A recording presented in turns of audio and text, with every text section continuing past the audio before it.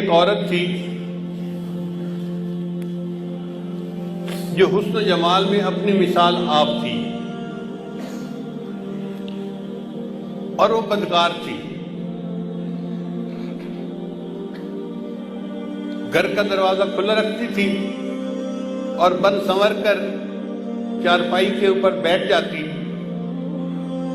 تو اس کے دروازے کے سامنے سے گزرنے والے نوجوان جب اس پر نظر پڑتی تو وہ بہک جاتے تھے۔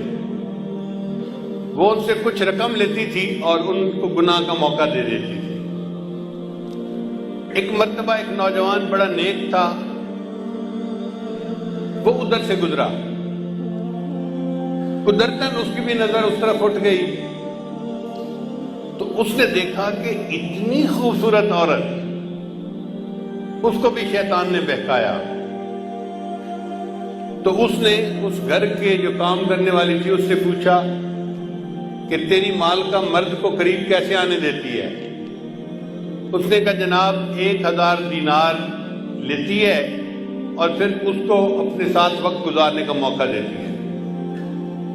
اب یہ نوجوان واپس تو گھر آ گیا، مگر سوچتا رہا کہ میں 1000 دینار اکٹھا کروں، پھر مجھے اس عورت کے ساتھ وقت گزارنے کا موقع مل جائے۔ اس نے محنت کی، مزدوری کی، 1000 دینار اس سے جمع کر لیے۔ ایک دن یہ اس عورت کے پاس گیا اور 1000 دینار اس نے دے دیے۔ عورت نے کہا کہ ٹھیک ہے، اب تم آؤ اور میرے ساتھ چارپائی پہ بیٹھ سکتے ہو۔ یہ جب اس کے ساتھ چارپائی پر بیٹھا نا تو اس کے دل پہ اللہ کا خوف غالب آ گیا کہ اب تک میں نے جو عبادت کی ہے، کہیں اللہ تعالیٰ اس عبادت کو ٹھکرا نہ دے کہ تو بالآخر گناہ کے ارتکاب کر بیٹھا۔ اب عورت انتظار میں تھی کہ میں نے جب اسے بلا لیا ہے تو یہ اب اپنی خواہش پوری کرے گا، مگر وہ بندہ تو بہت ہی خاموش چپ بت بن کے بیٹھا ہوا ہے۔ تو عورت نے اس سے پوچھا کہ بھائی میں نے تو تمہیں یہاں نہیں بلایا، تم خود آئے ہو۔ اس نے کہا میں اپنے نفس کی خواہش کی وجہ سے آ تو گیا تھا، لیکن جب میں یہاں چارپائی پر آ کر بیٹھا ہوں نا تو میرے اوپر اللہ کا خوف غالب آ گیا اور میں نے ارادہ ترک کر دیا، میں تیرے ساتھ گناہ نہیں کروں گا، اور جو 1000 دینار میں نے دیے ہیں وہ بھی تیرے ہی، میں تجھ سے واپس نہیں لیتا اور میں اپنے گھر جا رہا ہوں۔ یہ کہہ کے وہ نوجوان گناہ کیے بغیر اٹھا اور اپنے گھر کی طرف چل پڑا۔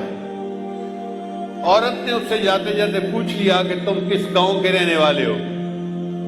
اس نے گاؤں کا نام بتا دیا۔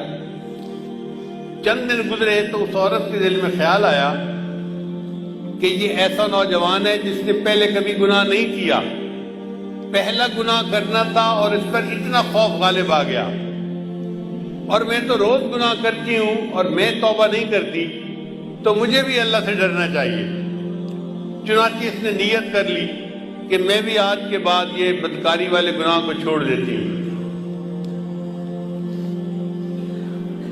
چند دن گزرے تو اس کا بھی زندگی گزارنا مشکل بن گیا۔ جیسے عورت مرد کی ضرورت ہے، مرد عورت کی ضرورت ہے۔ اس عورت نے سوچا کہ میں اسی نوجوان کا پتہ کرتی ہوں، اور اگر وہ ہے تو میں اس کے ساتھ نکاح کر کے نیکی کی زندگی گزارتی ہوں۔ چنانچہ یہ عورت اس کے گاؤں میں گئی اور اس بندے کا نام پوچھا۔ انہوں نے گھر بتا دیا کہ فلاں جگہ گھر ہے۔ یہ عورت آئی اور اس نے اس کے گھر کا دروازہ کھٹکھٹایا۔ جب گھر کا دروازہ کھٹکھٹایا تو اللہ کی شان، وہی نیک نوجوان دروازہ کھول کر باہر نکلا پوچھنے کے لیے کہ کون ہے۔ جب نوجوان کی اس عورت پر نظر پڑ گئی تو وہ تو حیران ہو گیا کہ جس گناہ سے بچ کے میں گھر آیا تھا، اب وہ عورت تو میرے دروازے پر چل کر آ کر کھڑی ہو گئی۔ تو اس نے ایک زور کی آہ بھری اور وہ گرا اور فوت ہو گیا۔ عورت کو بڑا افسوس ہوا۔ یہ چند دن وہیں رہی۔ پھر اس نے لوگوں کو بتایا تھا کہ میں تو بھئی اس کے ساتھ نکاح کے ارادے سے آئی تھی، اور میں نیکی کی زندگی گزارنا چاہتی تھی۔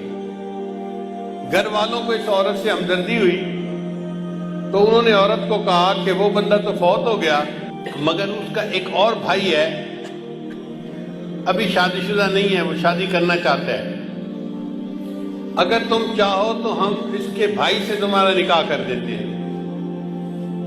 تو وہ عورت کہنے لگی بہت اچھا، چنانچہ اس عورت کا اس کے بھائی سے نکاح ہو گیا۔ کتابوں میں لکھا ہے اللہ نے اس عورت کی توبہ کو ایسے قبول کیا کہ اس کو اللہ نے 7 بیٹے دیے اور سب بیٹے اپنے اپنے وقت کے اولیاء بنے۔ بد کردار عورت تھی، سچی توبہ کر کے 7 اولیاء کی ماں بنی۔ قیامت